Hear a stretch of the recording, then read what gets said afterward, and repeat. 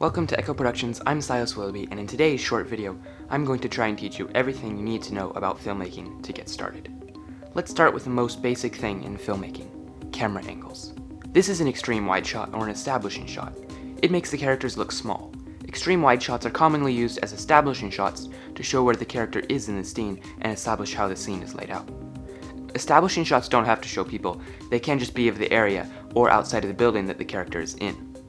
This is a wide shot. Wide shots are used to establish the character in the scene. You get a full shot of the actor, but you can still see a lot of the background and what's going on around them. Wide shots are often used to give clarity to what's happening in the scene. This is a full shot. It shows the actor fully from head to toe. This is a medium shot or a mid shot. Medium shots tend to be the most common in almost every film. A medium shot frames your actor right above their waist and leaves a little bit of space above the top of their heads. This is where we start having to make important decisions about where the camera goes and what it shows. This is a medium close-up, sometimes called a bust shot, generally framed from the chest to the top of the head. This is a close-up. These generally focus on the face of your actor. This is an extreme close-up. It focuses on one aspect of the face, most commonly the eyes, but also the lips or the mouth, or really any other part of the body you want to make the audience focus on.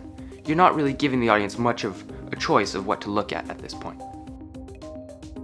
This is an insert shot. These don't focus on people but are used to emphasize something that is important to the story. It could be someone gripping their gun tightly to show nervousness or a secret code, or anything really. Often it is used to help the audience realize what's going on before the character so they can be more concerned about the character and more emotionally invested in the character. The insert shot or the cutaway shot can be used for things like cutting back and forth between two characters in other locations, like a phone call for instance.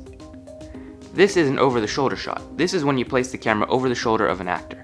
This allows you to see the character and whatever he or she is looking at or talking to. Over-the-shoulder shots are most often used for conversations. Over-the-shoulder shots can be anything from wide shots to close-ups, it's up to you, but generally they are used with mid shots. Framing like this is called the rule of thirds. Generally, you place your character on the vertical lines. Generally, your character should have their eyes on the intersection between the two lines. I made a short 2-minute video about this a while ago if you want to check that out. The last rule you need to know about framing is called looking space. You can do this by framing your actor on the opposite vertical line than they are looking at. This feels a lot more natural than putting them on the other side. You can frame them on the other side stylishly, but it's complicated so I'm not going to explain it right now. And finally, there is a Dutch angle. This is where you put your camera at an angle. It is often used to show that the character is unhinged or to make the audience feel uneasy. The movie Thor uses the Dutch angle a lot. But that's about it for framing. Now let's take a look at camera movement. This is the pan shot. It's the most common and natural movement you can make with your camera because it feels the same as the audience as panning their eyes across a landscape or whatever they're looking at. This is a tilt shot. It's basically the same as the pan shot, just vertical instead of horizontal.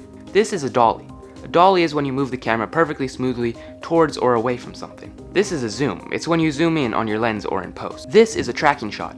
It's when you track with the actor, either behind them, in front of them, or from the side. This is a crane or a jib shot. This is when you raise your camera vertically, not to be confused with the tilt, which simply pans upwards. But that's all the basic types of camera movements.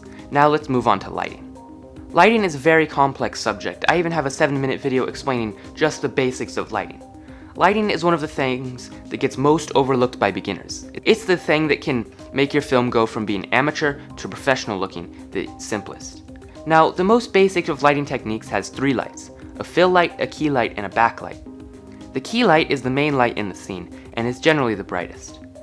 The fill light is generally placed opposite the key light and is used to regulate the amount of shadows on the subject. And the backlight is used to separate subjects from the background by rim lighting them. High and low key lighting. High key lighting is a brighter fill light and is used most often in comedies, and low key lighting is less or no fill light. Low key lighting is used most often in horror or crime thrillers. But you can do pretty much anything you want with lighting to create the specific mood you are looking for. Sound is one of the most overlooked things in filmmaking. People often say that sound is more important than the visuals in a film because the audience will tolerate bad pictures much more than bad sound. There are 2 main types of mics used for filmmaking, shotgun mics and lavalier mics. Shotgun mics are the most commonly used mic in filmmaking. The reason shotgun mics are used so much is because they pick up sounds from the front and not from the side or the back. This allows you to record the sounds you want and not unwanted sounds like planes overhead or cars in the background. Most professional shotgun mics look like this. However, you can also get mics that look like this. These are great and really simple because all you have to do is plug them into your camera. This type of shotgun mic is also a lot cheaper. In fact, I made a video about using this type of shotgun mic to get clean audio for only 30 bucks, if you want to check that out. When using a pro shotgun mic, you generally use an external recorder and sync the audio up in post to get the cleanest sound possible. Shotgun mics are commonly used on boom pulls to allow you to get closer to the source of the sound without getting in the shot. Lav mics or lavalier mics are often used for interviews or backup audio since they are very small and can clip on shirt collars or ties. However, the sound quality isn't as good as a shotgun mic, so when you can, it's best to use a shotgun mic. Okay, that's sound done. Now let's move on to editing. The simplest edit you can do is the cut, simply cutting between two shots in a sequential manner.